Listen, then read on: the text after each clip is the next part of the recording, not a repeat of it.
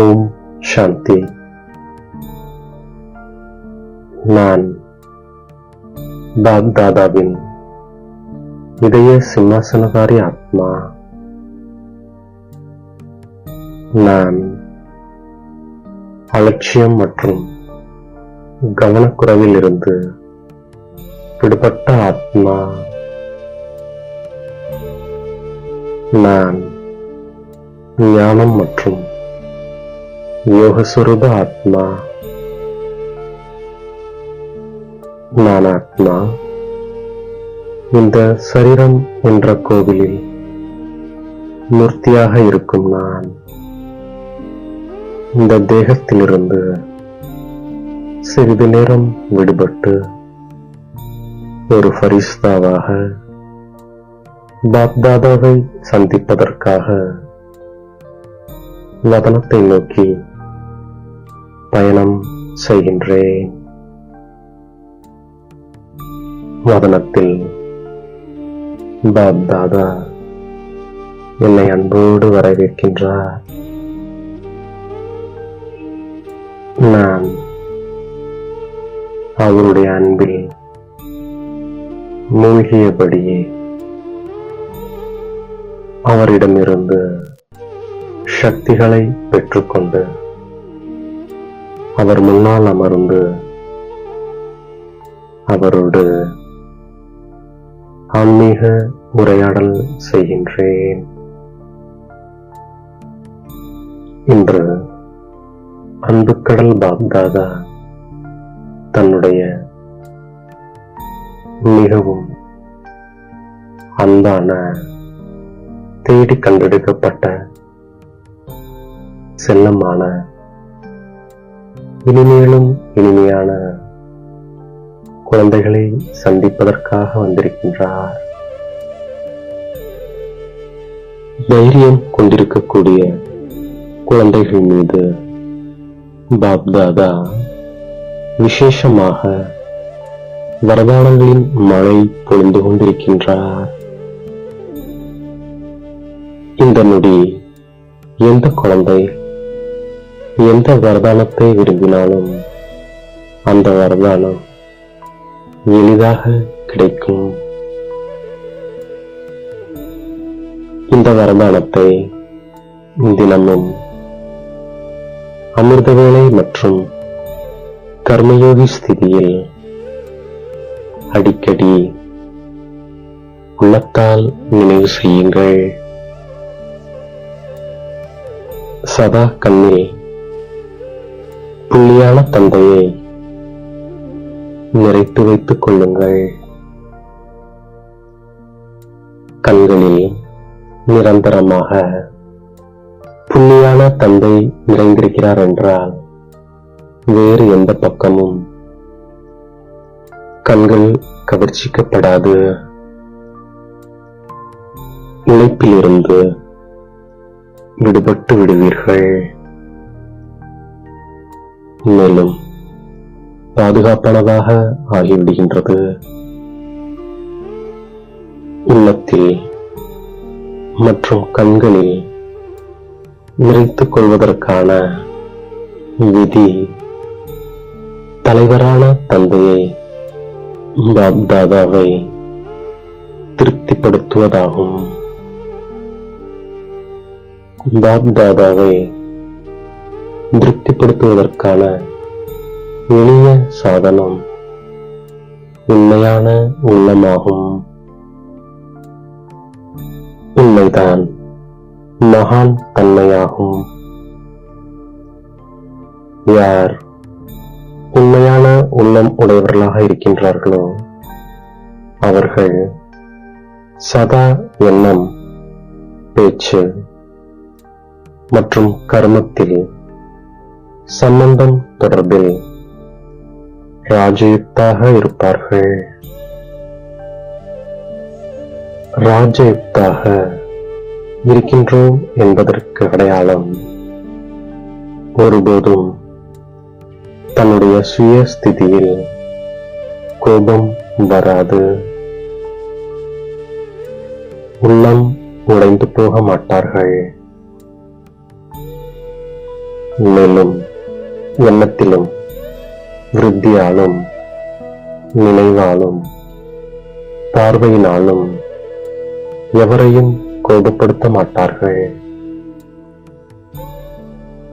தந்தையை திருப்திப்படுத்துவதற்கான விதி ராஜயுக்தாக நடப்பது. சதா நேரத்தின் அனுசாரம் தன்னுடைய மனம் புத்தியை கனவிலும் கூட சுபமானதாக மற்றும் சுத்தமானதாக வைத்திடுங்கள். குழந்தைகளை சம்பன்னமாக்கி கூடவே அழைத்து செல்வதற்கு தந்தை பொறுப்பாளராக இருக்கின்றார். நீங்கள் எப்போதும் கேட்சிங் பவரினுடைய சுவிட்சை ஆனில் வைத்திருங்கள்.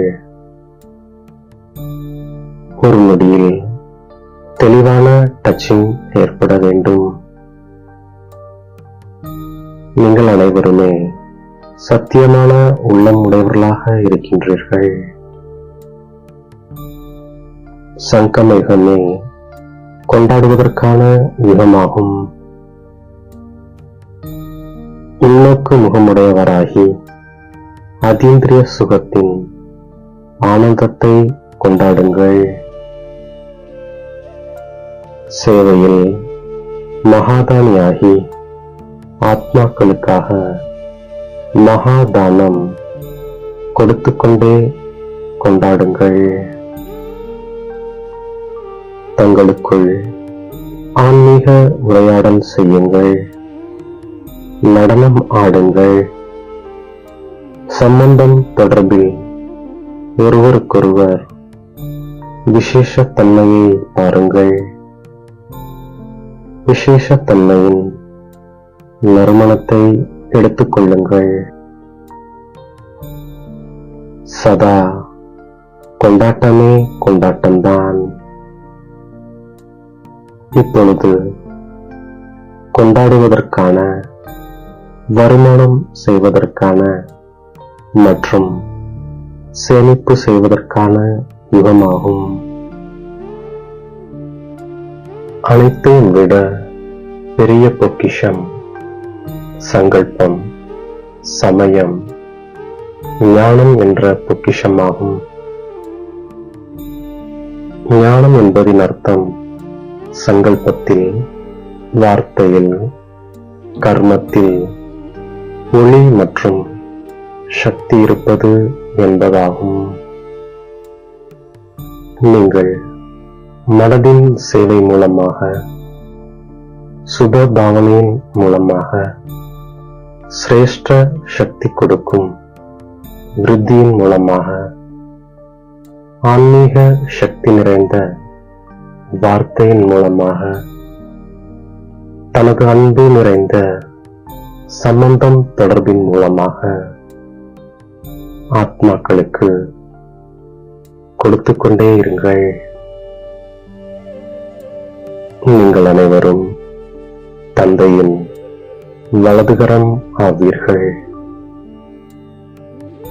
நீங்கள் எல்லைக்கு உட்பட்ட விஷயங்களுக்கு பின்னே ஓடாதீர்கள். அப்பொழுது எல்லையற்ற விருத்தி, சமானத்தின் ஸ்திதி உங்கள் பின்னே ஓடிவரும். அனுபவம் செய்யக்கூடியவர்கள் தந்தையிடம் நேரடியாக சம்பந்தம் வைப்பவர்கள். நல்லது என்று பாப்தாதா தனது உரையை முடிக்கின்றார். இப்பொழுது என் தலை மீது கை வைத்து வரதானங்களை வழங்குகின்றார்.